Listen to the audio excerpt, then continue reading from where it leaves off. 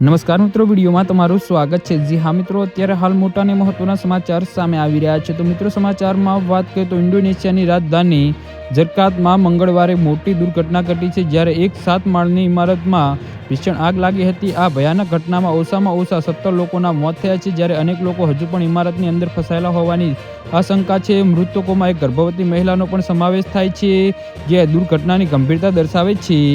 જી હા મિત્રો, પોલીસ અને ફાયર વિભાગના પ્રાથમિક અહેવાલ મુજબ આગની શરૂઆત ઇમારતના પહેલા માળ પરથી થઈ હતી। જો કે આગ એટલી ઝડપથી અને જોરદાર રીતે ફેલાઈ હતી કે થોડા જ સમયમાં સમગ્ર 7 માળની ઇમારતમાં ફેલાઈ ગઈ હતી। ઇમારતનો ઉપયોગ કયા હેતુ માટે થયો હતો તે અંગે ચોક્કસ માહિતી તરત જ ઉપલબ્ધ નહોતી, પરંતુ આગની તીવ્રતા અને ધુમાડાના કારણે બચાવ કામગીરીમાં ભારે મુશ્કેલીનો સામનો કરવો પડ્યો હતો। જકાર્તામાં ગીચ શહેરમાં આવી આગની ઘટનાઓમાં ઝડપથી જાનમાલનું નુકસાન કરી શકે છે।